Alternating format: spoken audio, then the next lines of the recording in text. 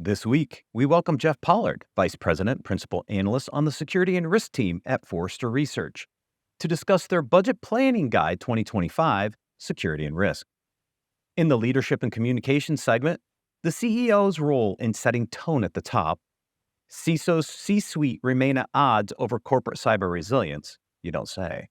Warren Buffett's secret to success, run it like a small family business, says one of his CEOs, and more. Business Security Weekly starts now. This is a Security Weekly production for security professionals by security professionals. Please visit securityweekly.com/subscribe to subscribe to all the shows on our network.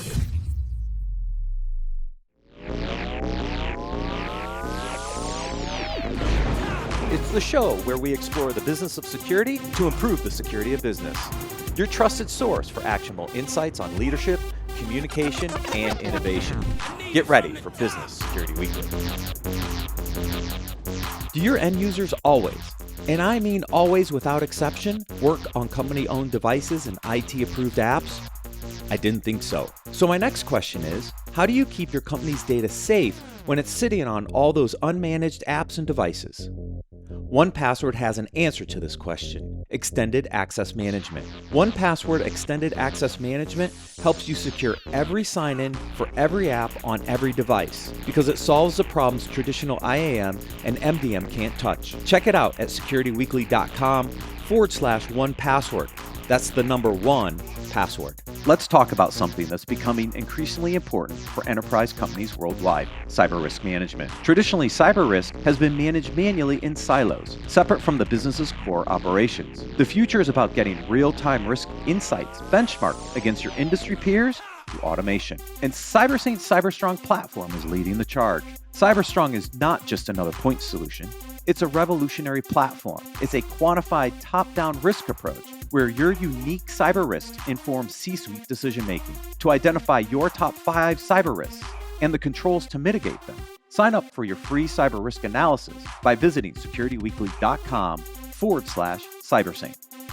ThreatLocker implements a least privileged approach to cybersecurity, blocking every executable unless specifically authorized by your team. This methodology mitigates ransomware, supply chain attacks, and zero-day exploits, and ensures 24/7, 365 protection for your organization. To learn more about how ThreatLocker can help prevent known and unknown threats in your digital environment, safeguard your data and operations from threat actors, and align your organization with respected compliance frameworks, visit securityweekly.com/ThreatLocker. Welcome to Business Security Weekly. This is episode number 368, recorded October 14th, 2024. I am your host, Matt Alderman. Yes, I am partially back in the house. I'm in my office, no furniture. You might hear a little echo, but I'm on Starlink, so I can actually get better service today for this podcast. Joining me for the segment today is my co-host, Mr. Ben Carr. Welcome, Ben. Hey, Matt. How's it going? Great to be back with you this fine Monday.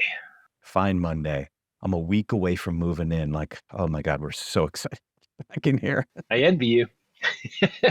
I know. You're still working on your house, so I get it. Yep. All right. Jeff Pollard, no stranger to the show, primarily contributes to Forrester's offerings for security and risk professionals. He leads Forrester's research on the role of the CISO, specializing in topics related to security strategy, budgets, metrics, business cases, and presenting to the board. His research also includes security services, featuring global coverage of managed security services, professional security services, and security as a service. Jeff also takes on an active role in Forrester's forward-looking research on security innovation, the security market, and security predictions, which is why he's here. Jeff, welcome back to Business Security Weekly. Yeah, thanks for having me again. Always a pleasure. Yeah, we love having you guys on, right? Like, we have a really good relationship with the Forrester Analyst. You guys have come on multiple shows. I love when you guys publish research. You're like, yeah, can we come on? I'm like, yes, come on. Talk about all that great research. We're going to talk about your planning and budget guide for 2025. And, I'm not a big, the predictions kind of person, but I think there's some really interesting data in this report. And when we did the prep call for this, you're like, there's like 3 areas. Where do I invest? Where do I divest? And where do I experiment? Which I think are all very important kind of areas to look at. If you're a CISO and you're working through your budgets, like, where should I be spending money? Where shouldn't I be spending money? So let's start on the investment side. Where should CISOs be investing in 2025? Yeah, so I think first and foremost, budgets are up. They're not up a ton, and they're just sort of keeping track with inflation right now. If inflation cools off, maybe they'll be a little bit above that. So there are some real opportunities for investment out there. And the three big areas that we sort of kind of 3 to 4 big areas that we identified for investment include software supply chain and API security, human risk management, security skills and training platforms, and finally, IoT and OT threat detection. So spans a few different categories there, ranging from application security all the way through to, focusing on the people in two different ways. One, the sort of people that you have to defend, and two, the people that you need to actually work your security program by enhancing their skills and upskilling them. And then finally, of course, IoT and OT threat detection, because those threats simply aren't going away. If anything, they're getting more serious, and we know that there's a lot of potential harm there that keeps on being showcased, it seems like, every week, every month. So those are sort of the focus areas right now from a categorical perspective, but I'm sure we'll dive into each one a little bit more deeply. Yeah, I mean, well, you hit on two of my triad, applications and users. Data kind of sits in there a little bit. You could think of that somewhat on the supply chain as well, because there's data access stuff there. But I'm not surprised by supply chain. We've seen all the issues with supply chain, the pandemic. We're still not out of some of the supply chain challenges, but then they're also used for attack vectors. So I get that. The one I want to double click into a little bit is human risk management. So obviously, most people here know that I worked for a human risk management company prior to my current role. And the promise of human risk management is very interesting, because it is the human that leads to the majority of the breaches. It's some human error, right, that does. And we know that security awareness and training and phishing simulation by itself has not moved the needle very much. So what about human risk management helps us address those kind of shortfalls within security awareness training and phishing? Yeah, and let's talk about those shortfalls to start off with, because that'll kind of build the base of what human risk management is doing. So first and foremost, I think the real shortfall from a security awareness training perspective that's plagued us forever is that it really never proved its effectiveness at changing behavior, right? So it didn't actually ever change what people did. It just sort of pointed out the fact that people did it. And that's just not sufficient, right? It's necessary because of compliance requirements, but it's certainly not sufficient when we're looking at changing the culture of the organization to be more aware from a cybersecurity perspective, not just within the security team, but across the entirety of the organization. And that's really what human risk management wants to do. It wants to change that mindset, the strategy, the processes, the technologies, and sort of elevate this into a new solution. And ultimately, what that solution attempts to do is kind of blend a few different things. First and foremost, it takes the context of human behaviors and it takes those into account. It then adds a quantification of the human risk element to it, and then allows you to initiate risk-based policy and training interventions. Now, I'm gonna make that a little bit more simplified in terms of the way that I think about it. One of the challenges we have with legacy security awareness training is that it treats everyone the same way. Whether you're someone that never falls for the trick or you're someone that always falls for the trick in that phishing simulation, it treats everyone the same way. Everyone's work is interrupted. You get those interstitials that pop up. You have to spend a half hour to 45 minutes on it at the beginning of the year, whenever your kind of annual calendar turns over. And so there's no real identification of these are the individuals that have access to more sensitive information. These are the individuals that struggle more often with this. These are the individuals that are targeted more often, and as such might be more susceptible. And so the idea of human risk management is taking those factors into account and making this something that's quite a bit more dynamic based on the control environment and the people that work for the organization, as well as the data, instead of just sort of saying, well, if you click on a link in email, I'm going to pop up something and ask you, do you really want to click on that? Yeah, I probably do really want to click on it. That's why I clicked on it in the first place. Right. Well, so it's interesting. We attempted to do this before, UEBA, right? We tried to do parts of this. We see some really interesting consolidation in this space. Mimecast bought Elevate. There's been some consolidation in the space. And it's just interesting to me that it's almost like we're merging security awareness training, phishing, UEBA, and trust me, having worked for one of these vendors, like getting access to that data is not easy either, by the way. It's getting all this behavior data, understanding the role in the organization. You got to integrate a lot of data to get there. And so, I'm just a little worried that we're going down the UEBA path again. There's a complexity of the regulatory issues, right, too? Like if you start to think about European countries and the inability to access some of that data, right? Yeah, I mean, absolutely a challenge. I think part of the reason why this has to be a new category and why the problem has to be approached in a bit of a different way is that legacy approach was very much focused on content. It was, do we have the right training modules for the individuals, which was accurate and necessary, to your point, Ben, also required from a compliance perspective, right? You had to have those modules because you needed to make sure that your auditors agreed that you were training on all of the right things to kind of check that box. I think what human risk management wants to get to is something that takes the context of the environment and the individual into account without being something like UBA, which was always a bit awkward because it was somewhat difficult to figure out, was UEBA a detective technology? Was it a preventative technology? Was it a respond technology? Like, where did it fall in the chain? And, if someone puts in their 2 weeks notice and then they download a lot of things, like, I should probably get an alert for that, but I don't necessarily need a really sophisticated algorithm to tell me that those two things happened. I just need a chart that says, yeah, they did that in an email. And then I can say, oh, well, they downloaded a lot of stuff. So I think UEBA did miss the mark quite a bit. It wasn't a great insider risk solution. The goal here with human risk management is that it's designed to give you that context from both an internal and an external perspective. So you can see who's targeted, but you can also get an idea of not just whether or not, again, that frequent flyer rate of they always click on the email, but also when they do that, what are the circumstances and how can we quantify this? And do we need augmentative controls for those users for that data? Maybe if you've got a set of folks that have a high recidivism rate of constantly clicking, those are candidates that when you roll out the new EDR solution, for example, or XDR solution, they're the first group that gets deployed. Because based on those users, you need more visibility into that cohort of the environment than the rest of it. Again, about more tailored solutions versus, again, interrupting everyone's workflow and making them really, really dislike security because they have to do the training and then they try to click on the attachment to their email and they get a pop-up that stops them. Right. And all the nudges coming through text and email to take training, it's kind of overdone. Right. Because we weren't busy enough, right? So what we needed to do was have that extra half hour to 45-minute training session right in the middle of everything else we're doing, right? Everyone's just anxiously awaiting that. Yeah, right. Let's tie that into skills training a little bit because you bring up invest in the skills training, but not, I think, in a slightly different way, right? Like you talked a little bit about cyber ranges, right? Like when we mean invest in cyber skills, what specifically should we be focused on?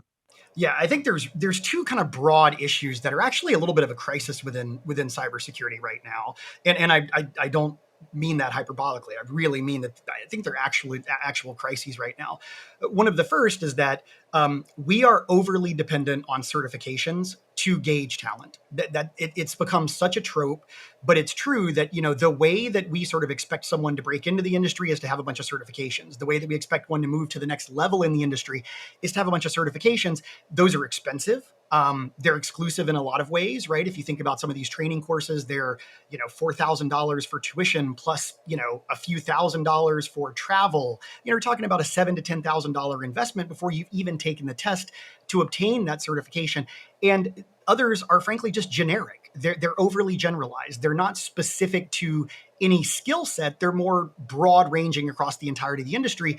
And unfortunately, those fall short when you actually enter the working environment where you've got a day job. So that's kind of problem number one, is that we don't have a great way to vet and obtain skills.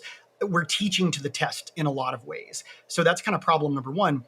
The other problem that we have, especially when it comes to skill sets, is that we're sort of misaligned with how we train our personnel. And this is what I think cyber ranges and other things can help kind of break the shackles of. What I mean by that is, if you think about it, the average SOC analyst, they don't necessarily become an expert on investigative methodologies, unfortunately. We want them to. In fact, I think a lot of times we tell ourselves they are. But when you look at the skill sets that SOC analyst has, often they have a particular skill set within a query language for a SIM platform or an XDR platform. So they've learned a query language but not investigative methodologies. They've learned how to administer an EDR or an XDR tool, but they haven't actually learned everything they need from a chain of custody perspective or an evidence preservation perspective. And so I think that's part of what cyber ranges can help us get away from. They're able to take events, replay them, give you scenarios and simulations that put you in the seat of someone that is experiencing the event, but not necessarily restricting that or binding that to a particular technology platform like Splunk or Sentinel or CrowdStrike Falcon. And no offense to any of those, no offense to any of those platforms, they're all fine. But the challenge is that those skill sets aren't entirely transferable. If you know KQL, well, then you've got to go and learn Splunk query language or vice versa. What you really need to know is, how does this data help inform my deductions and my intuition, frankly, when you're running a process?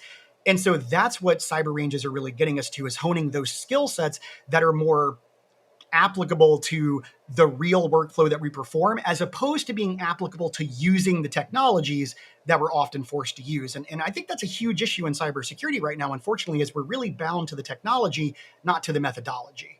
Yes, so we are bound to the technology, that's for sure. All right, let's shift gears. Where do I divest? Where should I stop spending money? Because I think that's the other challenge for CISOs, right? Is they have a budget, it's in the budget, it's a line item, so I'm going to keep spending it. But there's probably areas they shouldn't be spending in. Yep. And this is important to your point, right? Because these are controls that you depend on. They're things that you're using in your environment. The thing that we find most sort of interesting in the divest category is that all of these controls at one point in time were generally necessary for some aspect of a security program, but the innovation hasn't kept pace with the rest of the market. And that's why we're recommending divest. So we've got kind of four that we have there. The first is transitioning from traditional MFA to phishing resistant MFA. So, getting rid of kind of the non-phishing resistant MFA, that traditional MFA, which some people still don't have deployed, and going to something that's a little bit more resilient, especially the phishing resistant. The second is kind of shedding off of managed security services providers, and instead looking at things like managed detection and response as an example, where you get something that's much more threat focused as opposed to overly generalized.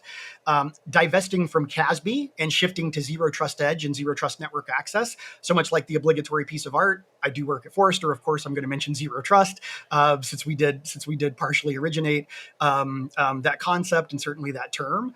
And then the other part of this is also look at the redundancies that you have across your environment for things like asset inventories, and see what you can start converging and blending together, because that's another huge issue.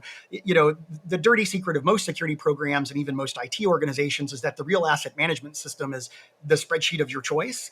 But we also find that there are pockets of other asset management systems out there. So bringing some of those together, phasing some of them out, and trying to find something that's a little bit more centralized that you can actually take advantage of, as opposed to having it in a bunch of different places, is one of the big divestitures we recommend. Well, I mean, I still think we do a pretty bad job at inventory, software and hardware in general.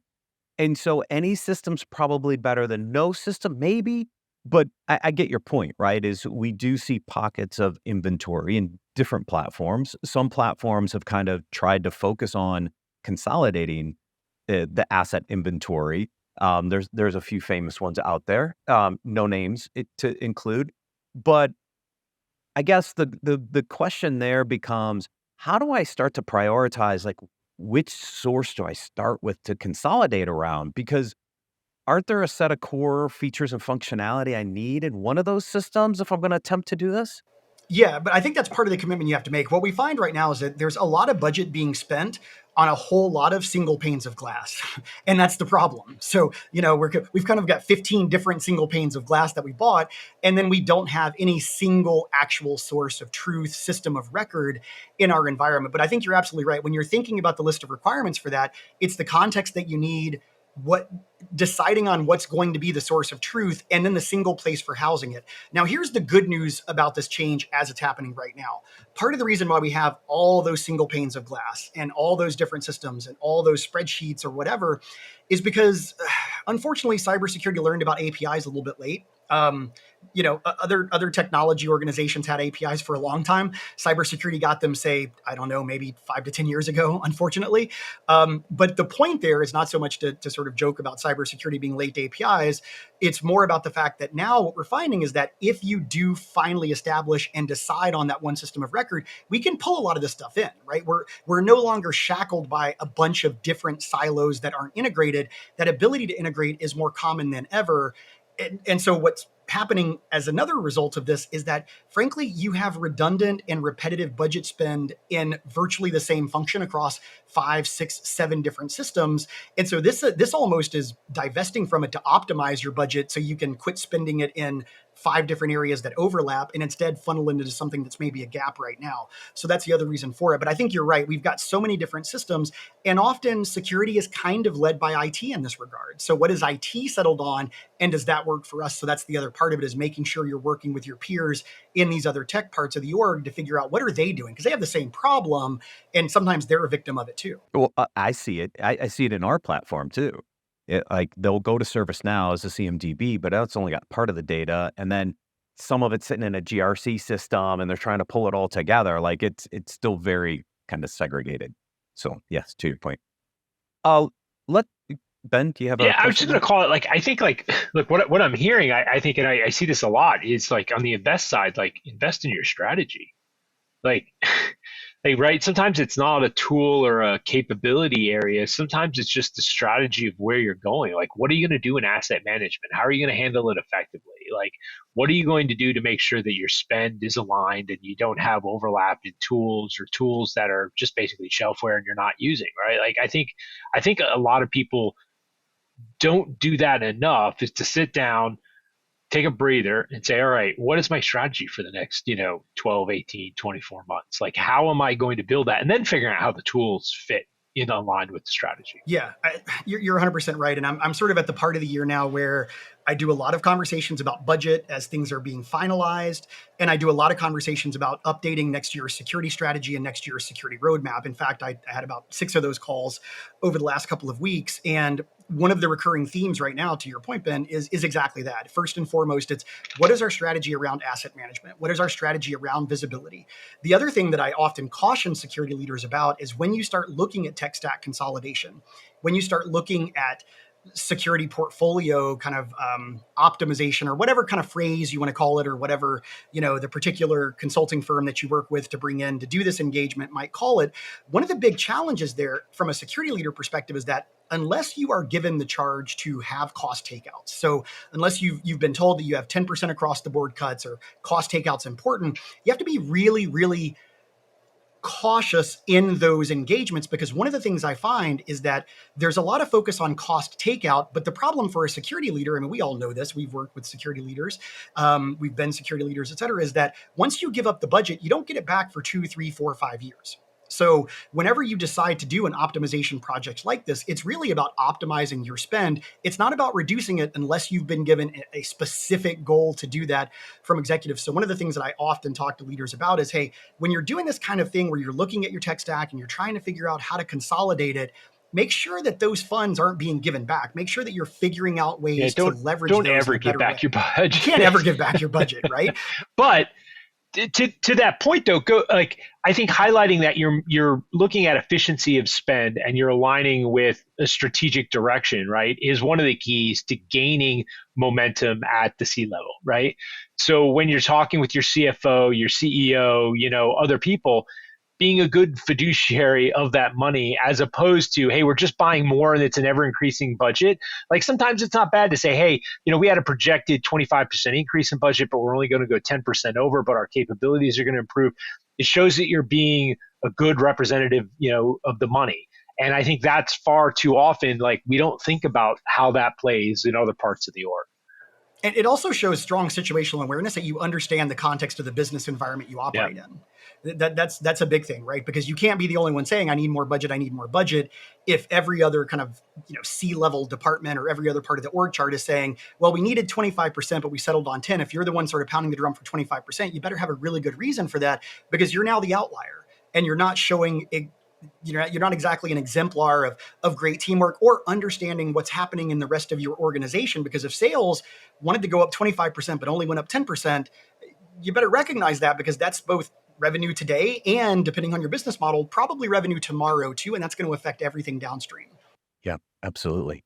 I did want to touch briefly on the managed security service providers, the legacy ones, right? It's just a really interesting call out, right? Because I remember how a lot of the early MSSPs started, right? They manage your firewalls, they manage your networking environment. And if you haven't, as an MSSP, evolved to a broader managed detection and response capability, you're probably suffering a little bit in the industry. Oh, for sure you are. And I'm going to try not for my watch, not to get yell at me about blood pressure or heart rate in this part, because this is part of what I cover, as well as where I do my tech research and my evaluative research. So yeah, I think that one of the downsides is that a lot of MSSPs have kind of rebranded as MDR without really changing what they do from a service delivery perspective. And that's unfortunate, because it conflates a lot of definitions. It makes it really hard to figure out which provider to go with from a security leader perspective. But I think that one of the things that I often talk about here is MSSPs were alert factories. They were really, really good at taking in the kind of raw ingredient was log data. And then they could sort of spit out an alert, right? Or they could take in a change request and they could deploy that change request. But the tickets were overly generalized, overly templatized, often kind of assigned you more homework, frankly. Yeah, they were tattletales. Effectively, they were like, hey, a bad thing happened, go reimage it. What MDR did, it kind of flipped things on its head and it actually produced responses. That's the R part of it, right? Is managed detection, managed response. And that's what customers love about MDR, is that it doesn't send you an alert and say something bad happened. It says it happened, we contained it. Here's the next 2 steps we need you to authorize. And oh, by the way, press this button and we can do that automatically because we have SOAR built into the service. So you're right. I think legacy MSS is slowly withering away. It's one of those things where most organizations don't need the same degree of managed change control. In fact, over the last 3, 4, 5 years, most security leaders I've talked to, for example, have given firewall management to the networking team. They sort of said, look, I understand why we started doing that, but these are availability devices. They're not security devices. They just have a security policy. We should oversee that configuration. Like, we should have some oversight of that, and we're here for you. But to be the people deploying that change, I don't know that makes a lot of sense anymore. Now, to figure out our future strategy, to Ben's point, there are some areas you should experiment in as well. I love the first one, but I'm going to let you list them all first. Yeah, absolutely. So exposure management and cyber risk quantification is the first one that we're talking about from an invest perspective. We'll dive into some reasons why. One that's probably pretty obvious to folks, but post-quantum security and crypto agility, huge, right? Massive area that folks need to focus on. Security data lakes is number 3 for experiment. And then number 4 is AI and ML security. So actually securing AI and ML applications, data models, et cetera. We might spend some time on that one too. But exposure management and cyber risk quant is one that that's very interesting, because we're seeing 2 spaces that are relatively new-ish that are also converging simultaneously as they emerge. So there's a lot of interesting things happening there. Yeah, it's my core day job, working on risk quantification. I also work on security data lakes as part of our automation strategy, which is also interesting. But the interesting part of risk quantification is kind of all the different markets that they're kind of adjacent to, that are all touching it in different ways, right? So what I see, Jeff, is you got your pure play CRQs, primarily driven around cyber insurance policy definement, right? In figuring out how much policy you needed, they were doing risk quant, but not much else. Then you had the adjacency with the GRC vendors, right? And I've talked to Ala and Scott a little bit about this, Cody Scott, on, so the GRCs, they don't care about risk quant from a cyber perspective. They're all looking at ops and enterprise risk. So there's an adjacency there. And then you have all the like third party, kind of the traditional security rating systems, all coming into the space with their external data, trying to figure out how to do quantification. So the space is really interesting to me because I see all the adjacency players around it. What does this market kind of evolve to? Well, and you've got a couple as well happening where you've got VRM, so you've got vulnerability risk management platforms, and then you've got attack surface management, which is kind of an addition on top of that, that are all sort of coalescing together into what the future of this thing is, which right now is sort of exposure management and CRQ coming together. There's a bunch of different vendors operating in the space because this requires, to your point, infrastructure visibility, endpoint visibility, supply chain visibility, external vendor. Then you've got to have risk quantification. You've got to have some GRC on top of that. I think the sort of basic way to kind of boil this down is that what this should look like is it should be an amalgamation that contextualizes data about assets, vulnerabilities, threats, and potential losses, right? So those should all be some of the inputs into this with the goal of producing an output that allows you to make some decisions. And that's the core component. It's got to allow you to make decisions because those decisions might be how you plan, they're how you prioritize, they're how you communicate, but you've got to have that visibility. You've got to have that quantification to understand how to prioritize so that you can then go and plan and attack things. And that's what this has to look like. The challenge we've had is, once again, even going back to asset management, is that we've had our vulnerability data in one place, we've had our threat data in another place, we've had our change data in another place, we've had our compliance data and our exceptions in another, and none of these things are brought together. And so what the vendors in this space are really contending with is trying to find a way to bring all those things together in a shared data model, and then add some quant on top of it, which we make sound easy. That's hard too. And then produce something that's actually useful from a security leader perspective. And so that's what it should look like if everything goes well. The big factor here is the so what. Why do I care, right? And this is where the security data lake comes into play for me, because we actually use security data lakes to actually bring this data together in a scalable way so we can do the quant to actually determine the so what factor, right? And I think that's what's missing is data for the sake of data doesn't matter, Jeff. If you can't help people identify the so what to make a decision off of, these systems are never going to get us to where we need to be. And what we're seeing with security data lakes is partly to solve exactly that problem. There's another part of this where security data lakes are also a reaction to soaring SIM costs, right? Which we can't ignore. So that's another reason to do this. But what we've sort of learned is, I think over the years in security, we let a little bit of a myth take hold. And that myth was that more data was always better. And to some extent, that's true in the sense that when you need the data, you need the data. And if you don't have it, it's a big problem. Don't get me wrong. But also, when you look at the detective value of most data out there, most organizations are actually running detections on 5-10% of the data that they ingest, right? It's not actually useful from a detection perspective. And so what we need to do from a security data lake perspective is really start to segment out where we're storing our data, where we're ingesting our data, and then the detective or the detection engineering and capabilities that go on top of that. And that's partly what this is designed to do. The other part of this is to get all this data in one place so we have a shared data model, so that way different systems can interact with it. Again, we're describing really, really hard problems in one sentence that makes it seem much easier than it is. But that's been the issue, is that we've had all this data in a lot of different places, no shared data model, which meant that we didn't have taxonomies or ontologies that allowed us to apply quantification on top of it, that allowed us to do any sort of analysis on it, unless we did it all manually or exported it ourselves. And so that's the other part of this, I think, that you're experiencing with the security data lake, is we've got to put all this stuff together so that we can actually make it useful and actionable, as opposed to just collecting it because compliance said we needed to, and because internal audit said we needed to. Yeah, agreed. And it ties into the AI ML, but from a different perspective.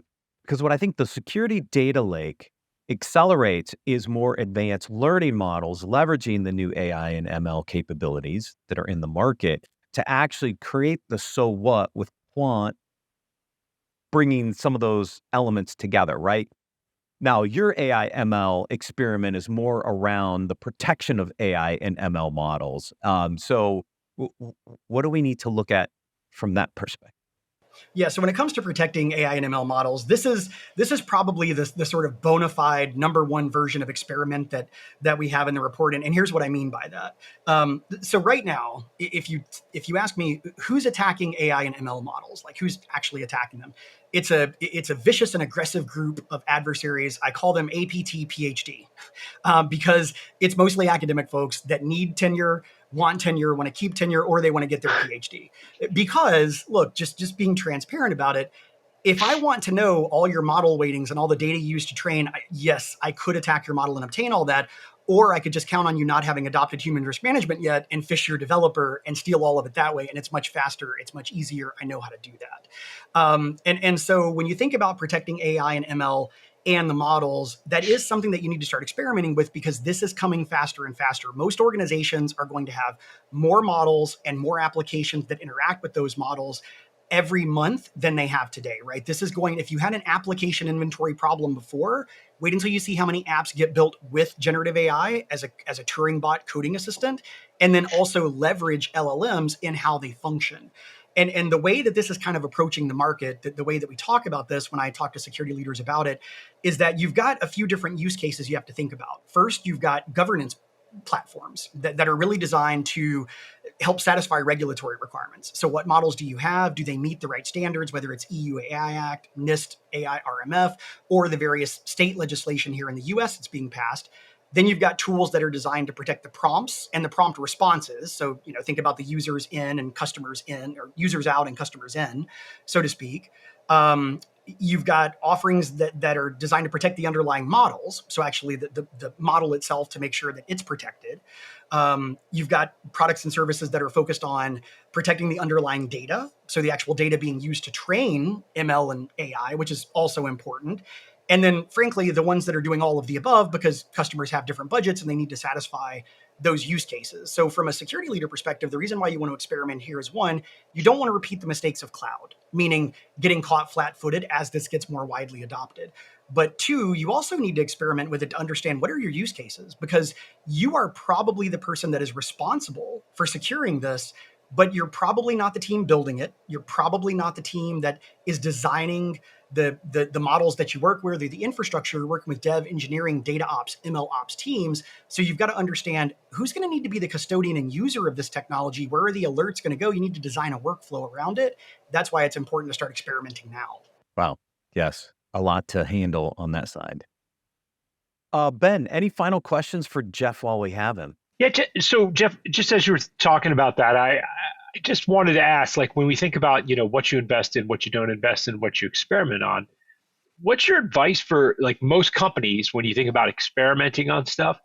Like, it comes back to a budget issue, right? Like, yeah, I'd love to do that, but I've got no free budget, right? I'm already well strapped. And so I think about, large banks, financial institutions, the Visas, the MasterCards, like they've got the investable money to, like, look at trajectory of, a 3-5 year out, like, where do I need to be so I'm meeting the threat?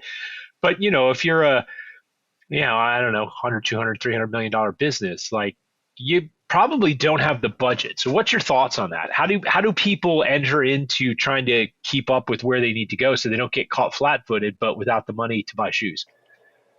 So there's a couple of different avenues, and one is a little bit more emerging right now, and the other one is longstanding if you have the ability to work with it. So first and foremost, let's take the ML and AI security market as an example. Almost every company in that market has released open source tools and technologies that have very similar functionality to what their commercial product has. Now, of course, for almost any enterprise organization that you're not going to leverage open source directly that way, because most enterprise orgs buy products for support. That's why they get a product or a service. Right. They just don't have or procurement won't allow them to run something that doesn't have a commercial support agreement attached to it. But the good news is that you can experiment with these technologies without making an investment, because you can work with your devs, with your engineers to implement some of these capabilities like model scanning and vulnerability scanning, et cetera, that these technologies have. So that's one way to do it if you have that capacity and that sort of ability to do it. The other way is that a lot of security vendors, and this is something that I'm working on research about right now, a lot of security vendors have implemented sort of what's called flex pricing, or it's kind of consumption-ish pricing in their product and service portfolio, which is not necessarily new to a lot of IT or even dev shops, but it is kind of new to security. And the way this works is you buy, I don't know, let's say $10,000 a month worth of licensing from a vendor. And it's that ambiguous. You buy 10,000 worth of licensing, it's 120,000 a year. And let's say that you deploy that with email security, endpoint security, human risk management, GRC, something like that, right? And that eats up 8,000 of the 10,000. Well, you've got 2,000 left over that you can swap in to another capability. Now, yes, this does mean some concentration risk from a vendor perspective. It might mean you're locked into one kind of bigger vendor that offers all these capabilities, but it is one way to try it out and experiment and say, we know what we're doing, and I've used some of this kind of free spend or flex spending licensing that we have over here to find these solutions.